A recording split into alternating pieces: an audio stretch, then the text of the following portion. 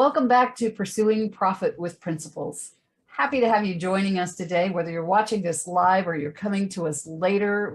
We're grateful that you're here and hope that you enjoy the content that we're going to bring you today. I'm delighted to introduce my guest today. My guest is Tom Ruwitch, who is the founder and CEO of, you're going to love this, folks, Story Power Marketing. Welcome, Tom. Thank you. Happy to be here. Awesome. Well, let me share just a little bit about you with our folks, and then I really want you to take it away and tell them more. Sure. So coaches, consultants, and other experts hire Tom to power up their stories because most dish out the same blah, blah, blah content that puts prospects to sleep and then feel fed up and stuck. Anybody here relate to that? I think most of us. So he helps them transform their content from boring to brilliant. I'm ready for that, Tom. Turning marketing from frustrating to fun and converting results from pitiful to profitable. Awesome. Bottom line, with great content, you can stand out above your competitors, captivate your prospects, and inspire them to buy without pitching and prodding. Yay. I love all of that. Thank you. So, Tom, I am sure that you've had a journey getting here. Why don't you share with us a little bit about your journey? What's brought you to this point and to this piece? I admire anybody who can do the storytelling marketing aspects, because I was raised more the business aspect, the perfunctory kinds of things. And so to get out of that model into the storytelling part is kind of hard for me, as I think it is for others as well. So what brought you to doing this for folks and to help? Well, I was sort of in that business camp as well. I founded an email service provider company called MarketVolt, email software to create, deliver, track email campaigns. In 2001, we were in the email marketing game very early. And back in those days, in the early 2000s, when I was first launching MarketVolt, I still came from the perspective that marketing and sales was all about numbers. If you knocked on enough doors, if you cold called enough people, if you tapped on enough shoulders and pitched and prodded enough, that the dominoes would begin to fall. And so I knocked on every door and every floor and cold called until my throat was raw. And I literally have shoes that have holes in them that I used to keep, or I still have them, but I used to think they were a badge of honor. And now I think they're sort of an example of sort of misguided youth. But all that got me was, sure, a few sales, but mostly sore knuckles, a sore throat, and I was a weary soul. And marketing was more frustrating than fun. When things worked, I wasn't quite sure why they worked. And over the course of many years, I came to recognize that pitching and prodding and knocking on every door on every floor was not the way to do it. The way to do it was to build human connections with prospects, which you do when you give them a reason to relate to you. And I love the fact that in the course of sharing my bio, you said, can you relate? That's what good story-powered content does. It evokes the story that the prospect is living, the journey that the prospect is on, so that they feel like, wow, this person, this business can relate to me. This business wants to lead me on a certain journey that I want to take. How do they do it? And if a prospect is saying, how do you do it? Thinking, I want to take that journey with you. Well, now they're giving you permission. Yes, that's a wonderful thing, isn't it? Yeah. They're giving you permission to tell you about their products and services, to enable them to take the journey, as opposed to being resistant as you pitch and prod. So in my time at MarketVolt, I saw so many business people who were operating the same way that I was, who were just blasting people with emails and thinking it was a numbers game, or blasting people with cold calls on social media, or knocking on every door on every floor, and so on and so forth. And I also saw people simultaneously chasing all of the shiny object squirrels, the tools and the tactics, the latest and greatest email marketing or marketing automation system, the funnel, the $1 million funnel system, the surefire social media marketing machine. They all thought it was about tools and tactics and the latest and greatest stuff. And when things didn't work in their marketing, they would blame the tool, or they would blame the tactician, or they might blame a whole channel. Email marketing, I've tried that, doesn't work. Right. And we've never heard that. Right. Social media, tried that, doesn't work. All of these things work if done properly. And the key to do it properly is to make sure first that what you're putting into those tools, the content that you're distributing through those tools, is most effective, most captivating, most story powered, so that your prospects will tune in and turn on and relate to you and say, tell me more. And that's when, over the course of my time at MarketVolt, I began to focus on helping my prospects with that aspect of their business, helping them power up their stories. And I was doing that for many years while running MarketVolt. In 2019, we sold MarketVolt, merged it with a great company called Benchmark Email. And then I hung a shingle as Story Power Marketing to continue work that I'd been doing for many years, helping my clients and helping business people power up their stories. Awesome. There's several things in there, that roads that I'd like to dive down. There's one in particular that I want to start with, and then we'll switch back over to the marketing.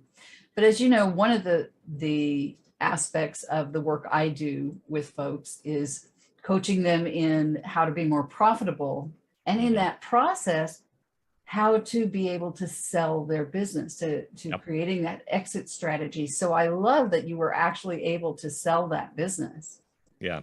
And that there are so many business owners who never get that opportunity because they don't build their business properly. And thank you for saying that. And it was a great event, and we got it done before the pandemic, which was a wonderful thing.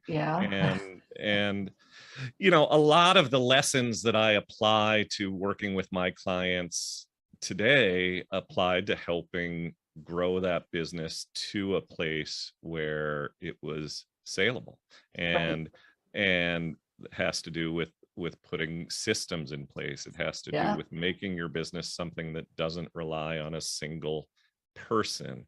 And all of that contributed to us being able to grow, and then ultimately to sell MarketVolt. Absolutely. Key principles there, right? That the business has to be able to run without you, and that requires systems in place. And you have to be able to step away from it. So yes, thank you for sharing that, because that's so important for folks to realize. I mean, many of us start off as solopreneurs, and it's just us, but ultimately we grow that to a place where we're able to bring on other people. And that we tend to still want to hang on to all the reins. Oh boy. Micromanagement. Can we say micromanagement? You have to let go. You have to delegate. Exactly. And people have to know what it is that they're supposed to do. And that takes systems, right? That's right. Awesome. And we mentioned delegation. Could I share with you a story about one of my clients and delegation? Because I think it's a great demonstration of what I mean by story power. So excellent. I have a client who is an executive coach. And after working with me, the basic description, if you boil it down to just a quick one-liner, what she does is she helps business owners and top business leaders escape the hamster wheel. So very good. Top business leaders can relate to that, right? Right. And before she began working with me, she was putting out a blog, and the blog had information and lessons and tips related to what she does. How to delegate more effectively, how to communicate more effectively, all of these things. And one of the blog posts about delegation made the distinction between delegating effectively and just taking things off your plate and just dumping them on people without any sort of proper training and clear lines of responsibility and so on and so forth. And so the blog post started out something like this.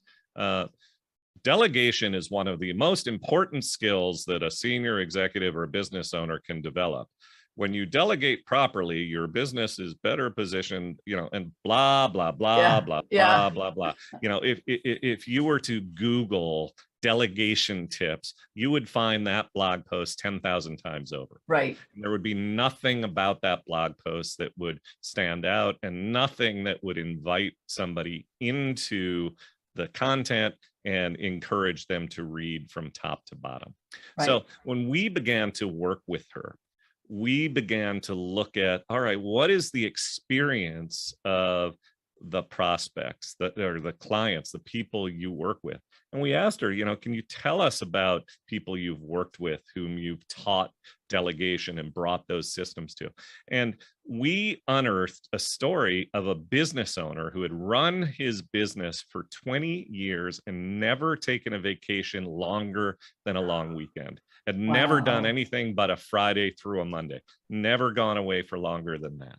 And the reason was that he always feared that if he left for longer than that, the place would fall apart. Right. He was tired of, even on those 4-day vacations, of getting phone calls from people back at the office saying, help, I need help with this. You're the only person who can help with this. And he just was horrified, terrified, unable to let go. She taught him how to delegate, how to flatten the organization, how to create an environment where he would feel comfortable and safe to walk away, as we were talking about just a moment ago. And so the blog post was it was a blog post and an email. The subject line and headline was how a stressed out owner let go and got away. How a stressed out owner let go and got away. That alone, what is that, 10 words maybe? Right. That alone is a little story. Yes. A before to an after. Stressed out and stuck, relieved and getting away. And the photo that ran with the email and the blog post was a guy on a hammock on a beach with the sun setting over the ocean. Yeah. Who, makes sense. If you're a business owner and you are feeling like you're on the hamster wheel, right, you're gonna look at that headline and say, I can relate. And you're going to continue to read on. And what the post told was the very story I just told a moment ago. Right. And then it got to the delegation tips further down. And anyone who is on that hamster wheel, who sees that, is going to read it, is going to think, this consultant gets what I'm going through. Right. This consultant has a plan and systems to help me get over what I'm going through. Right. And I'm going to respond to the call to action at the bottom and schedule a call or learn more. Absolutely. Which is what happened with that email and that post. That's the difference between the same old boring blah, blah, blah content and story powered content. And it really hinges on understanding your prospects, diving deep, knowing what makes them tick, what it is they're feeling, frustrated, stuck, unable to escape. Right. As opposed to just dishing out information. Here's how to delegate, blah, blah, blah, blah, blah, blah, blah. So when you mentioned delegation, I couldn't resist, but sure, that's and it brings up a story in my mind. I don't want to take a lot of our time with it, but a time when someone pointed out to me that I was doing that in my business, that I was, my employees were too dependent upon me. Sure. And, every question they were coming to me and, and I had an aunt who was visiting and she observed that and sat me down and said, you need to make some changes. Yeah. Thank you to that aunt. Yeah, exactly. It's a tale as old as time. And that's another just broad idea, that expression, tale as old as time. I think that's from one of the Disney movies. Yes. That's the idea that when you, I think you're right. Yeah. And when you frame ideas within a story, human brains relate. It's how we make sense of the world, and we remember other things. It connects us to something that happened to us. It allows us to understand and connect and relate and understand, and that's why it's so powerful, as opposed to just dishing out the information. And the thought that occurs to me as you're saying this, Tom, first of all, you make it sound so easy first. But the thought that occurs to me is that most coaches, and we're not talking brick and mortar businesses so much here, you know, although I'm sure your principles apply to that as well, but most coaches are a little ahead of their clients. They've been through what their clients are experiencing, ideally, which puts you in a great place to be able to tell that story because you lived it. Yeah, I think that's true. I think that a lot of coaches have experienced what their clients have experienced. Yeah, that's true. The other thing that is so advantageous for coaches, consultants, other experts, and thought leaders is that the work that is required to market effectively in this way is the work that you're already really, really good at, and the work that you do when you serve your clients. So the real trick here is understanding where your prospects are, empathizing, putting yourself in their shoes, feeling what they feel. Yes. Second, envision, help them see where they can go, realize the possibilities, realize the aspirations and the dreams. Now, the prospect or the client may already have a sense of that, but you are helping them envision, helping frame it up and really lock it in. Empathize, expand it, and envision. And then finally, enable. Give them the tools, the tactics, the strategies, the products and services to make that journey from before to after. That is what you do as a coach and a consultant. You empathize, you envision, and you enable. Storytelling for marketing purposes is the same. Put yourself in your prospect's shoes. Empathize. Paint a picture, envision, and then demonstrate how your products and services are a bridge that enables them to get from before to after. I call that the Story Power 3E method. Coaches and consultants are so well positioned to do it. And they hate to pitch and prod, and they hate to market and sell.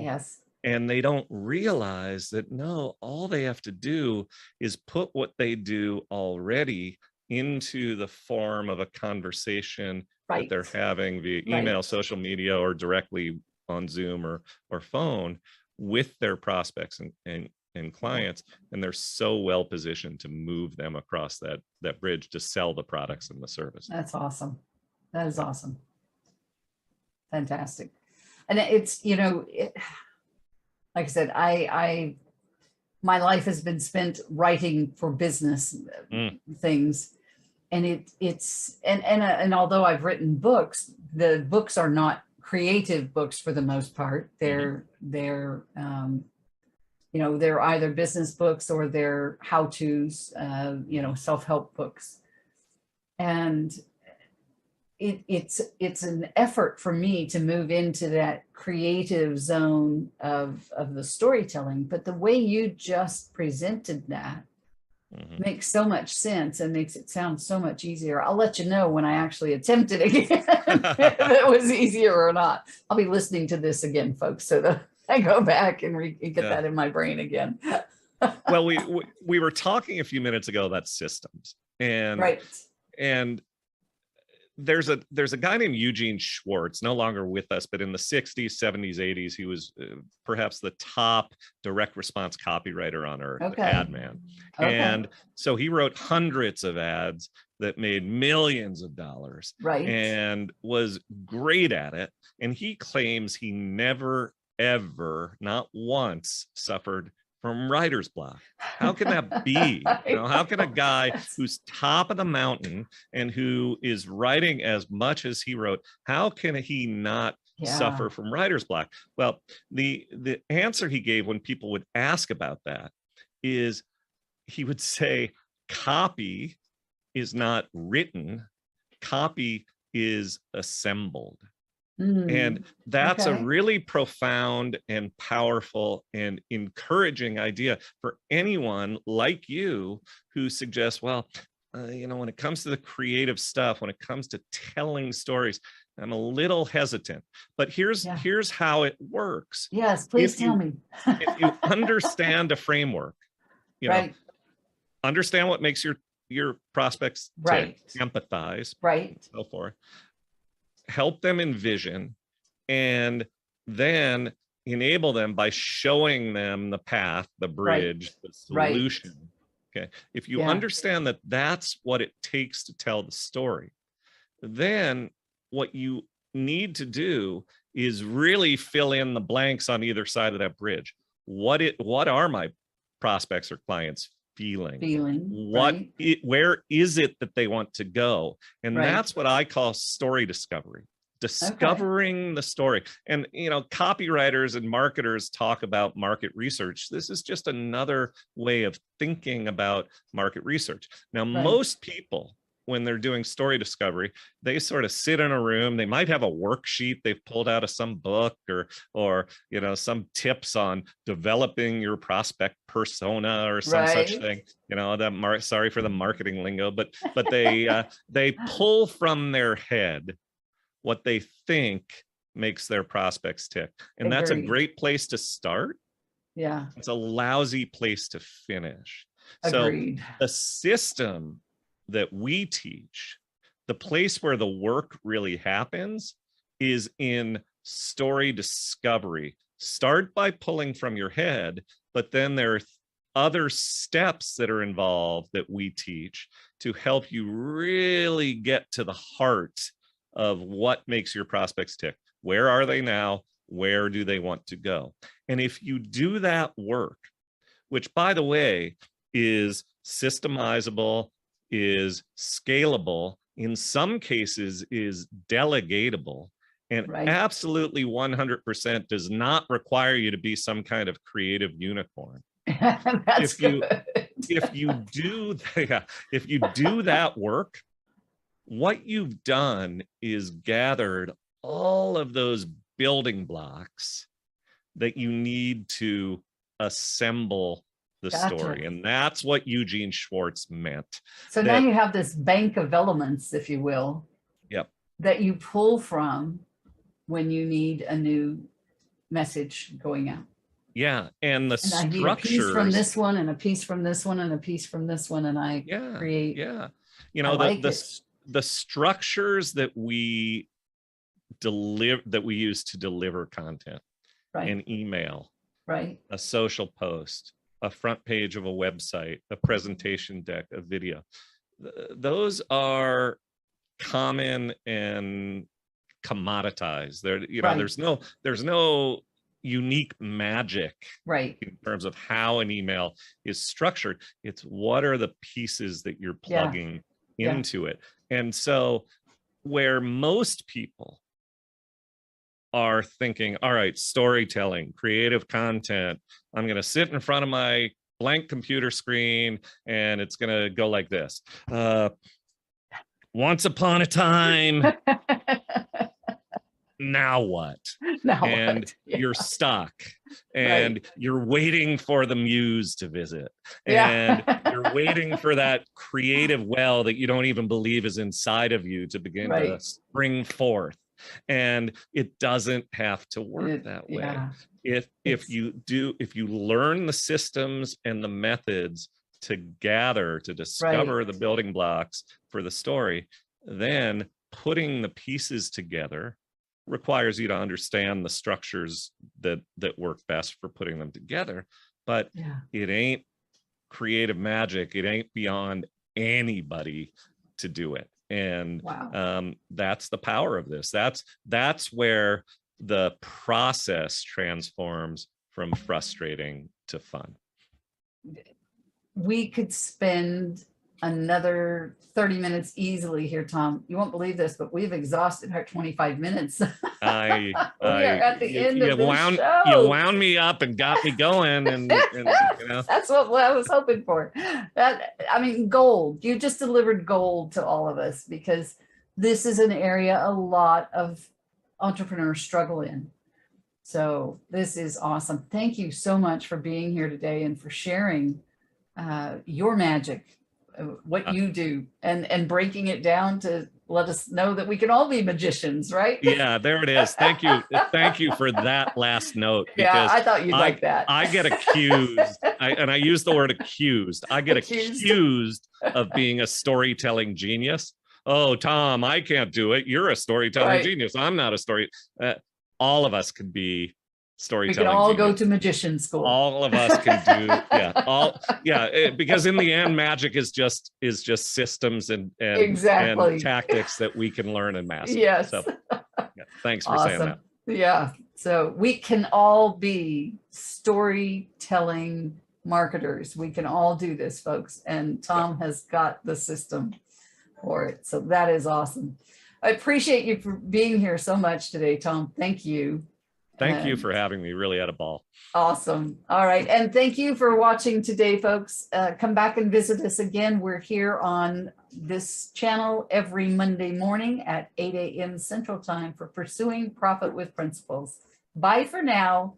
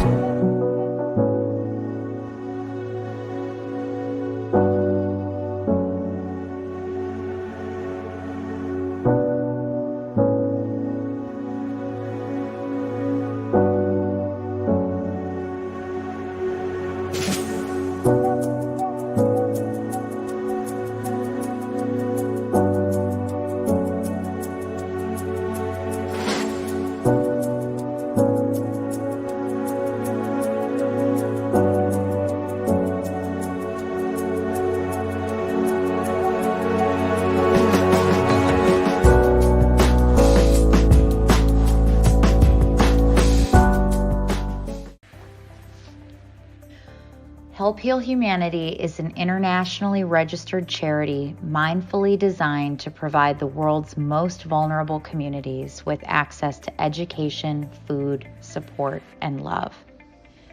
We build the infrastructure, develop the programming, and foster the global connections necessary to support the charity and future of the people in our project countries. Through unconditional giving, Help Heal Humanity achieves its mission to inspire and love those in need in a compassionate and sustainable way. Our vision is to make conscious giving a widespread global practice through kindness and servitude. Get involved now and be part of our Help Heal Humanity family.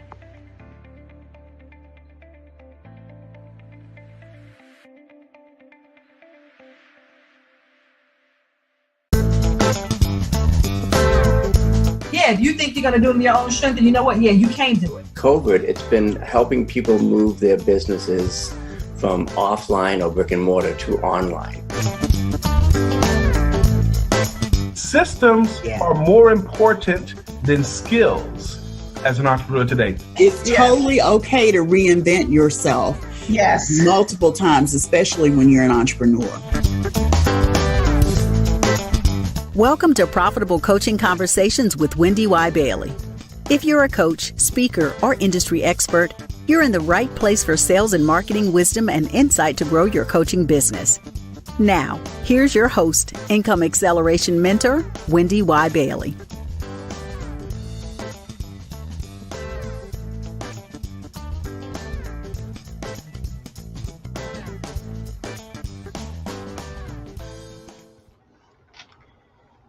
Hello, everyone, and welcome to this bonus episode of the Profitable Coaching Conversation Show with WendyY Bailey. Yes, I'm indeed WendyY Bailey, and I'm excited to be here to share with you a really cool topic. Did I create a banner for the topic? Let's see.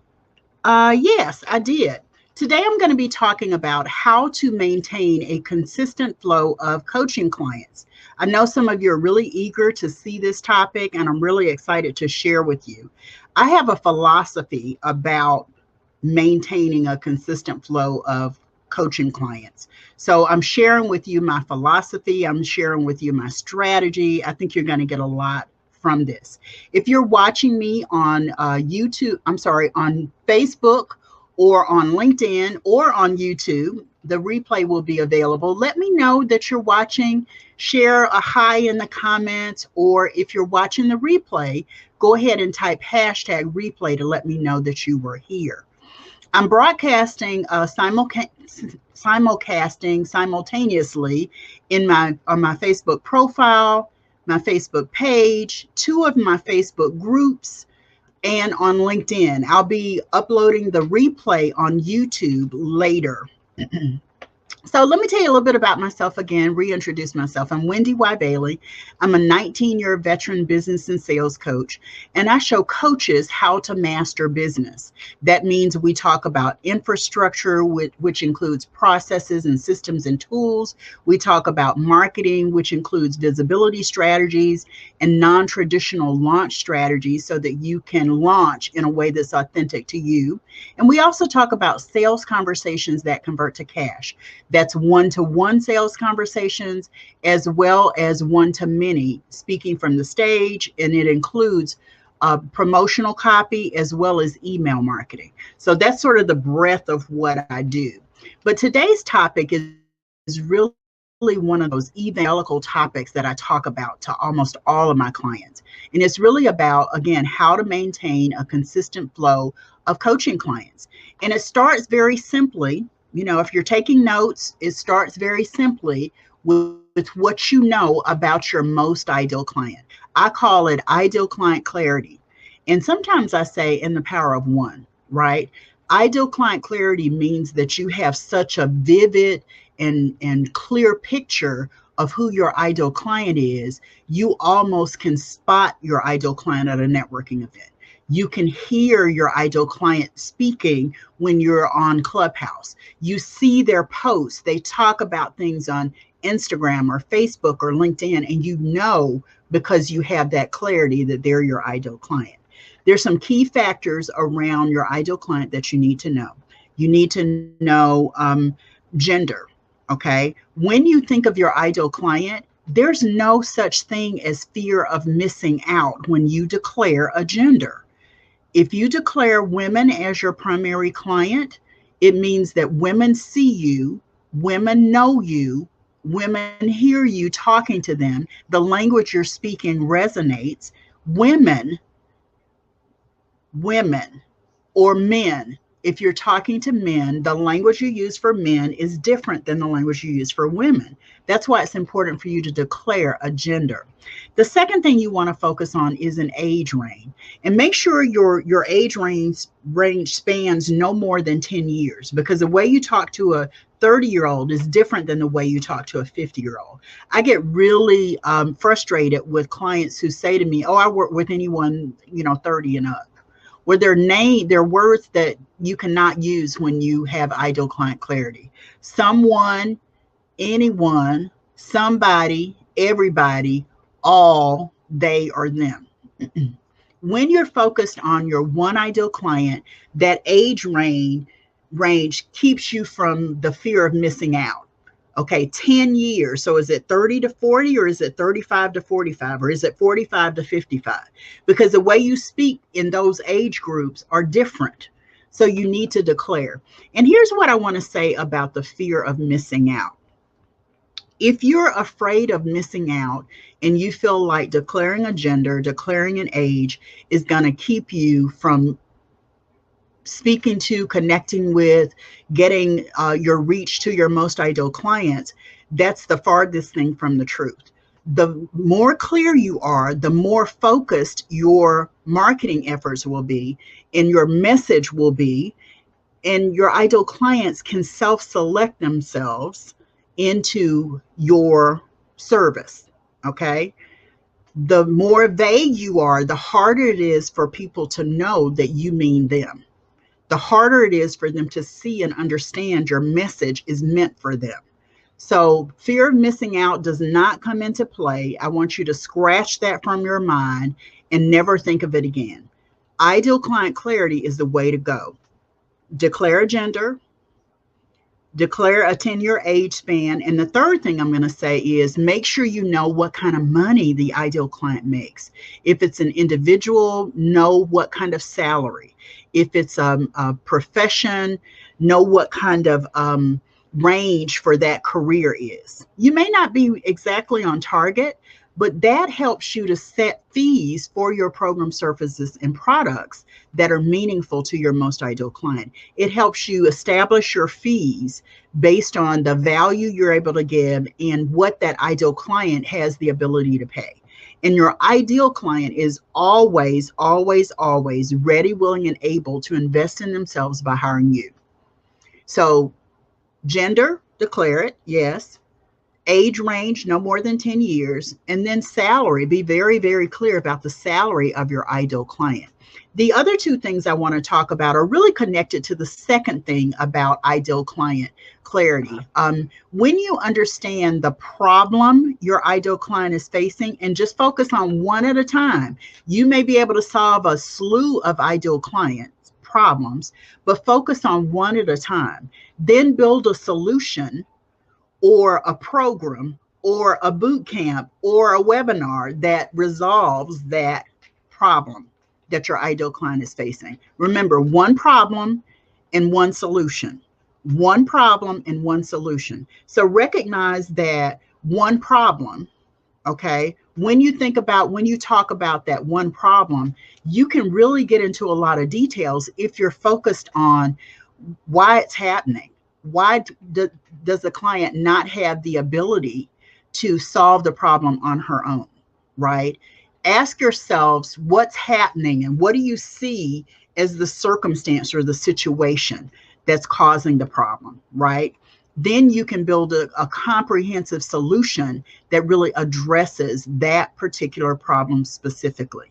And here's the really cool thing. The more problems that you are able to solve with your programs for your most ideal client, the easier it is to carve out a nice niche for yourself. Still serving the same ideal client, but you're the go-to whenever she has problems or whenever he's faced with something that's a problem that you have the ability to help them solve.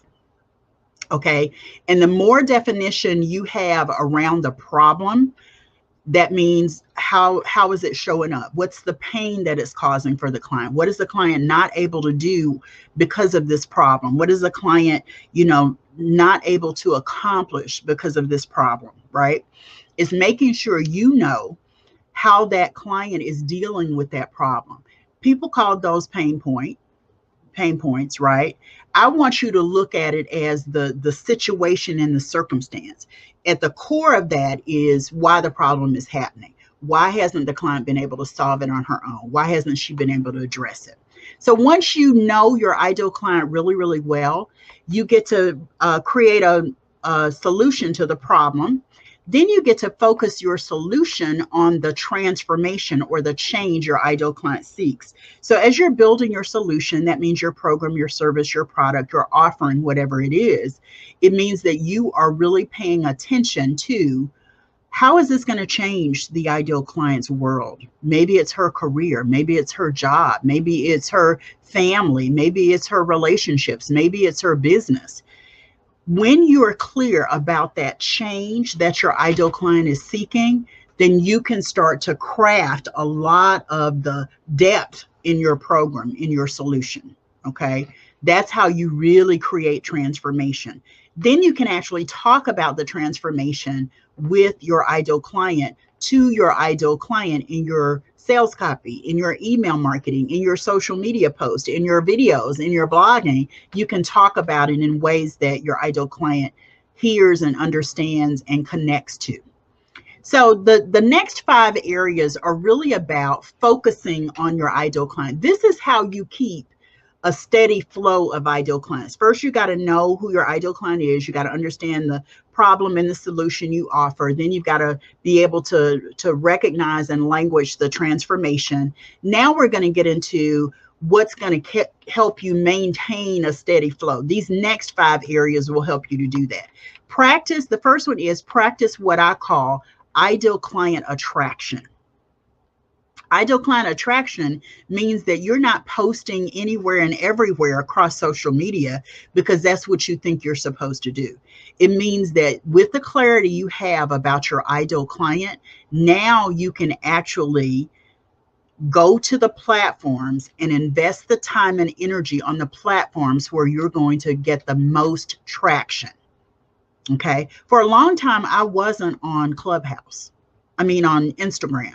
I was on Instagram, but I was posting whatever I wanted to. I posted pictures of food. I posted political stuff. For a long time, I just wasn't really doing anything. I stayed connected to my son. Hey, Carlos. Hey, Danetta. Good to see you guys. I see other LinkedIn users. Hey, Liz. Great. Glad to see you guys here. I just came over there and saw you and was like, hey, glad to see you guys. So, for a long time, I wasn't on Instagram. I used Instagram to share reels and photos and posts and everything with my son. He's 31 years old. That's a platform that is made for that millennial group primarily, until Clubhouse came, and Clubhouse has been connected to Instagram, right? Clubhouse is where my ideal clients are. And I've been talking a lot with my ideal clients on Clubhouse. So what I had to go back and do is scrub my Instagram profile, right? What I mean is I archived some of the food photos, some of the things that were political in nature. I archived those posts. And then I got my team on a regular rotation of posting high value content related to what I do to serve my most ideal clients. You need to look at the platforms that you are posting on, where you're spending your time, and ask yourself, if I look at the demographics of my ideal client, that's what the ideal client clarity is about. If I start paying attention to and go look up the demographics for each social media platform, where is the right place in the right space for me to connect with my most ideal client? And I don't suggest that you post everywhere. Like some people are like, oh, they post on Instagram, they post on Facebook, they post on LinkedIn, they post on YouTube. I say select the top 2 platforms based on the demographics of your ideal client and the demographics of the platform. I did a whole series for those Academy members who are watching. I did a whole live video training on making sure you're posting and you're connecting with your most ideal clients on the right platforms. It gives you the demographics of each one. I even covered Reddit and Pinterest as platforms that you can look at. It's not just the ones that you think. Yeah, I have fun on Facebook, and you know why? On Facebook, I have 2 private Facebook communities there. So I'm on Facebook because of that. I'm also on Facebook because I enjoy the fun part of being on Facebook. So I'm posting, food, I'm posting jokes, I'm posting stuff for engagement. We'll talk about that in just a minute. But pick the platforms that work for you. Pick the platforms that are where you were most likely to be in the right place and space to connect with your most ideal clients. That's what I mean by client attraction. It's not about finding your ideal clients. It's about being attractive so that they see you as a beacon and they want to know more from you. They want to learn more about what you offer. I just recently got a new Academy member, and she was like, oh, this person told me I need to work with you. And I was like, okay. And I knew the person she mentioned. Then she said, oh, and another person told me, I don't remember who it was. They told me I needed to work with you too. I don't know who the other person was because she didn't remember. But here's the thing. This is someone who's been on my mailing list. I know at least 5 years. But it took somebody telling her about me for her to actually work with me and to be interested and eager in working with me.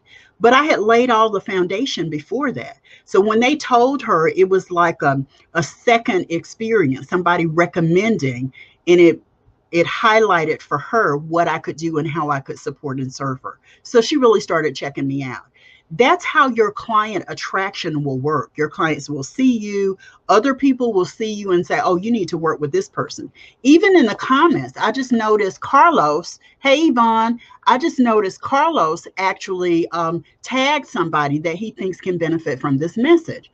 That's client attraction. So practice client attraction is the first thing you need to do. The next thing you need to do is to practice client engagement. Don't just push post. Ask questions, invite opportunities for people to respond, react to your post. If you're not blogging, please start blogging. Please start blogging. Blogging is a place for you on your home territory to actually showcase your expertise, to share your perspective, to share your thoughts about whatever's going on in your business around with your ideal client, to really share from a place of, wow, I really know what I'm talking about. But your blog is permanent residence versus your social media, which is temporary residence. I've heard so many horror stories over the years of people who lost whole pages or whole groups because Facebook shut them down for some reason. And sometimes they weren't able to regain it. I know someone whose profile was shut down on Instagram. He's been able to rebuild his platform to like 16,000 since May. So you can lose your platform on the temporary residences, but you can't lose your website. So make sure you're blogging. If and Liz, I know you're here, so I'm saying this for you. If you're a visual learner, right? If your wares are visual in nature, Liz is an image stylist and consultant. All of your blog posts need to be videos. Okay. All of your blog posts need to be visual. So photos, pictures of outfits or styles that you've done and examples of clients that you have styled. Those are the kind of things that will help. Then in between that, if you want to blog about something else, you can post again a video, or you can post here are 3 things that I tell my clients that will help them with their style, with their image. Just an idea for you, Liz, in terms of blogging. But I don't say it enough, and I just wanted to say you got to blog. Engagement really looks like, how are people coming and consuming your content? How are people, reading what you're writing? Are they reacting to it? Facebook and LinkedIn and even Instagram have made it easy for people to react, right? The other thing about reaction, you want engagement in a way that you ask a question every now and then, right? I've seen some top influencers on Instagram specifically say, here's my thought. If you believe it, type amen in the comments, right? Or hit the heart or double tap this photo. Create some kind of engagement around the content that you're sharing. And it needs to be content that's specifically around how you can support and serve your most ideal client. The next step is to really practice ideal client enrollment. It's great to practice creating social media posts and doing that. But if you don't extend an opportunity for a client to work with you, you're missing out. You're leaving money on the table. So you need to be sure that not every post, not every day, every week, every month, but you need to pretty consistently make offers. It means you're inviting clients to work with you. It means that clients are, hey, Dee Bowden. Hey, Barbara Beckley. Great to see you, Yvonne. Awesome. Yvonne says, I'm on Facebook because a large part of my market is there. Yeah, my favorite platform is LinkedIn. Excellent. Danetta says, my ideal clients are on Clubhouse, to IG, and to LinkedIn. Yeah, absolutely. I just started using polls on LinkedIn. Yeah, they're creating stuff to help you with engagement. So definitely take the opportunity to invite people to work with you. You got to do it. You got to do it. It may feel uncomfortable at first, but the more you make an offer, the more you invite people, the easier it gets. And the more clients are going to know that you're available to do business. So client enrollment is something you must practice. The next one is you've got to practice what I call ideal client retention. It costs so much to actually onboard a new client. It costs less than that to actually keep a client and move the client to another service that you offer, or renew the client's work with you on that same service. Think about how you're going to retain your clients when you get the client, not, when it's time for them to renew, not when, they just stop working with you. Make sure you're focused on understanding what it's going to take to retain that client. Okay. Sometimes it's, again, moving them to another program. Sometimes it's keeping them, renewing them in the same program. It's also about making sure about halfway through serving the client, you ask, you say, here's some things coming up. We've only got so many more sessions left.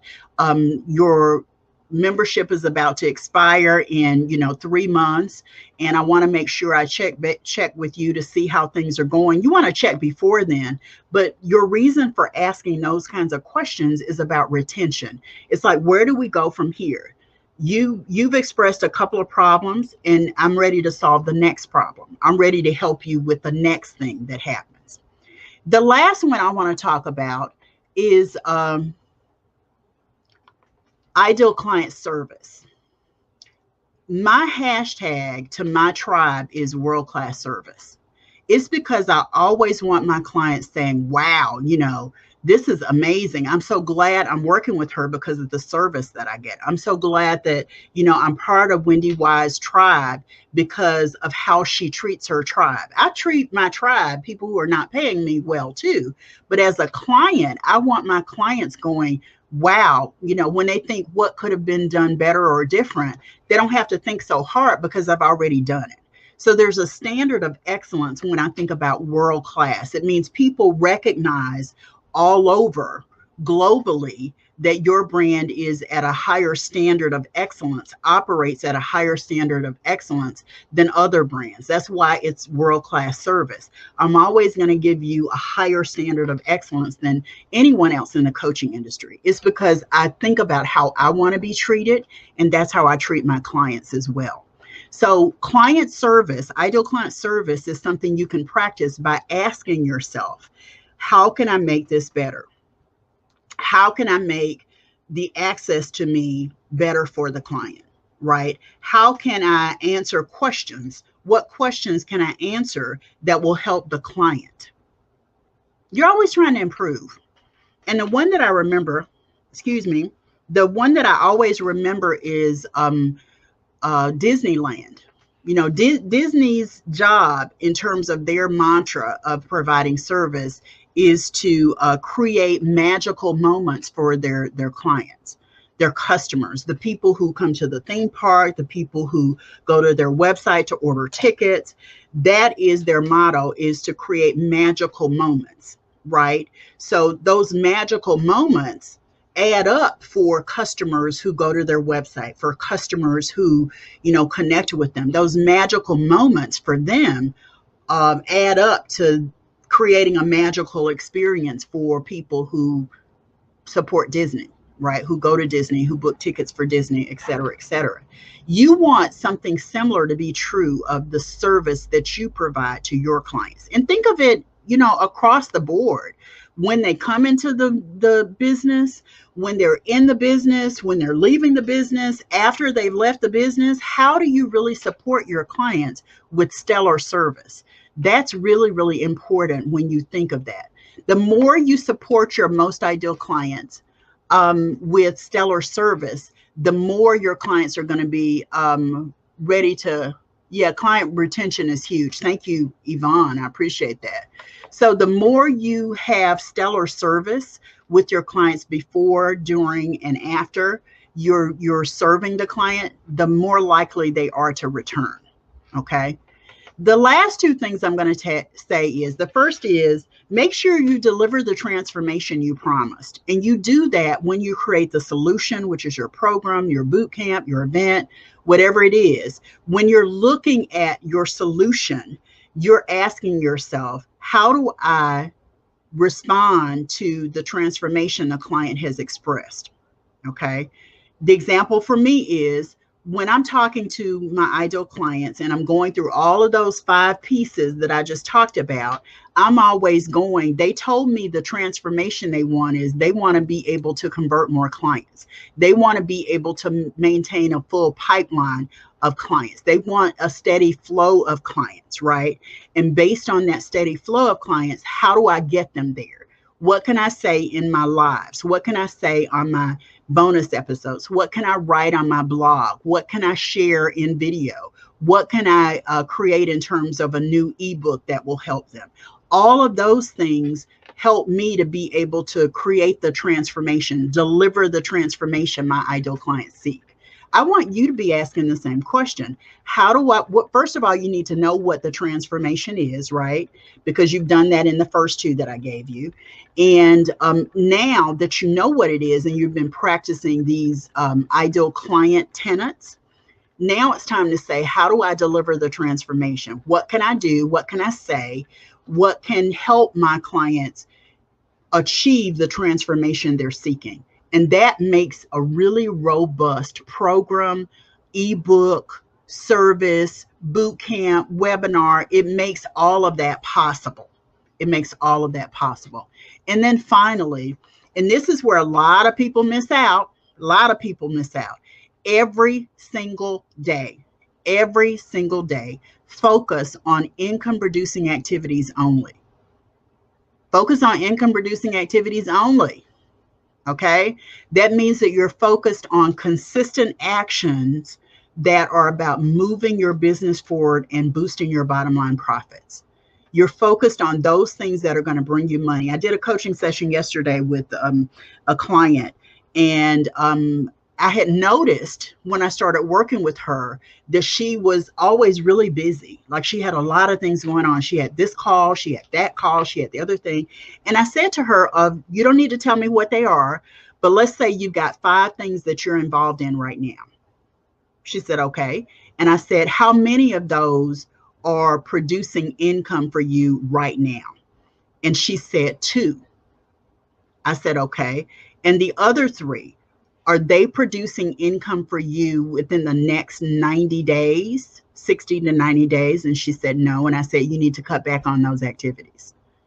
Sometimes it's as simple as changing your choices about what you get involved in, right? Sometimes it's about what you do every single day in your business. It is so less important for you to be posting on social media. That is a non-income producing activity. I know I stepped on some toes with that one, and I'm okay. It's less important for you to post on social media and more important for you to be focused on income producing activities. Income producing activities are speaking. So, go open a room on Clubhouse around a topic related to your ideal client's problem. Start talking about the solutions that you're aware of. That is an income producing activity. Be sure that you practice client enrollment. And when you practice client enrollment, that means that while you're doing your room on Clubhouse, you're also extending an invitation to your clients to work with you. It may be a free challenge for now, but in your free challenge, you're going to extend an invitation to them to actually join something that they pay for. Okay. But it is an income producing activity. Go do an IG live if that's where your clients are. Go do a LinkedIn live. Make sure that you're engaging. Anytime you are speaking and sharing your expertise, it is an income producing activity. Instead of posting, go live. LinkedIn, YouTube, Facebook, you can go live on all of those platforms. Okay.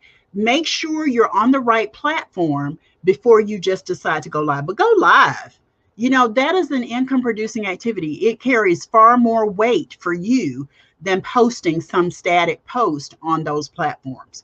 I know I stepped on y'all's toes. It's okay because I want to. Other income producing activities include writing content for clients. Okay. If you're creating a program I'm a build a plane as you fly girl. Everybody who's been around me knows that's what I do. I talk about building the plane as you fly it. And what I mean by that is make sure that your content, your concept, your program is something that your clients will actually buy and enroll in before you build it all out. Okay. And the reality is, if you create a skeleton outline, you sell the program, and then you start delivering the program, you're going to find that there's a need for some tweaks in the content, because the client is there giving you the feedback. The client is there telling you what to do. So don't put your head down over days, weeks, and months, creating content. Stop that. Create the skeleton outline of your program, sell it, and then build the program, then record your videos, then write whatever you need to. But don't go and build out the whole thing before you know if your ideal client is really going to buy it. That's wasted time. That's non-income producing. When you're working on client work, you're doing for a client, or you're creating content for a client, just remember that, your input from the client is necessary for you to really get it looking like it does. I found that I have to deliver content at least 3 times before I really understand how I want to shift it and make it really polished. At least 3 times. And it's because of my build the plane as I fly it philosophy of creating content for clients. If you are training your team, it is an income producing activity, because once they're trained, they're going to take a lot off your plate, and it's going to create productivity in your business and more efficiency and effectiveness, because then you'll be focused on the right things. Every single day, make sure that you're focused on income producing activities and you stay away from non-income producing activities. All 5 of those things are income producing activities: client attraction, client engagement, client enrollment, client retention, and client service. All of those are income producing activities. Non-income producing activities are taking selfies, reading your email every 2 minutes, or when your phone chimes. Turn those bells off. Turn those notifications off. You don't need to look at it. Look at your emails twice a day. Read your social media posts a couple of times a day. Don't go to Facebook 12 times a day. You're wasting time. Okay. And if you talk to me and I'm your coach and I find out that's what you're doing, you're going to stop it.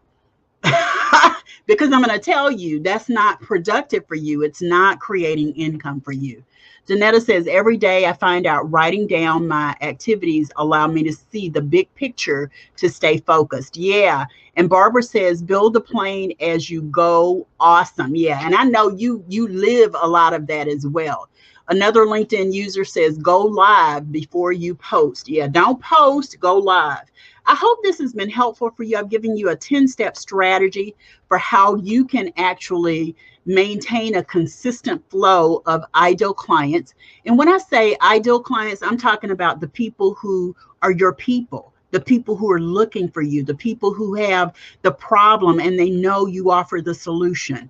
When you are focused on your ideal clients, your right people, and you follow these steps, you're going to find that you have a consistent flow of coaching clients, because what you can do is you can direct people to where things are. I teach a whole nother program and course around setting pricing and creating predictable monthly coaching income that's tied directly to maintaining this flow as well.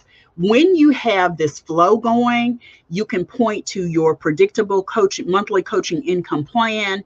And based on that, it can spell profitability for you in a huge, huge way. I'm WendyY Bailey, and if you've missed any part of this, you can catch the replay.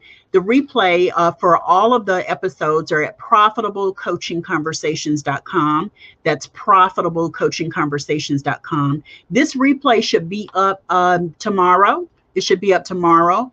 And if for some reason you have missed it, I would love for you to be in the Profitable Coaching Club. Go to profitablecoachingclub.com. That's my club on Clubhouse. You can also become part of the society. So join the Profitable Coaching Society at profitablecoachingsociety.com. Let me just check and see if there are any questions or any comments. Remember, if you're watching the replay, to be sure that you type #replay, post your questions, and I will be checking back across the platforms. Thank you, lady. You always give the best information. You are the best. Thank you. Thank you, Barbara. Thank you, Yvonne. Thank you. Excellent reminders for me. Excellent, excellent. I'm so glad this was beneficial to you guys. I will see you for another bonus episode next Thursday in the 2 p.m. Eastern hour. So mark your calendar.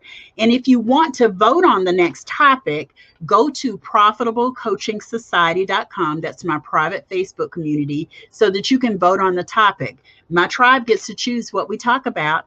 I'll see you next time for another great episode. Take care, everyone. Bye-bye.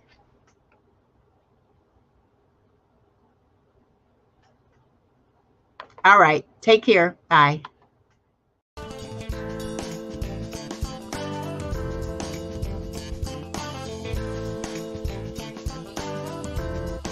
Thanks so much for tuning into Profitable Coaching Conversations with WendyY Bailey. Be sure to join us at the after party at www.profitablecoachingsociety.com. We'll see you next time for more sales and marketing wisdom and insight from WendyY and her amazing guests. Be sure to like, comment, and subscribe, and turn on the notification bell so you know when new episodes are posted.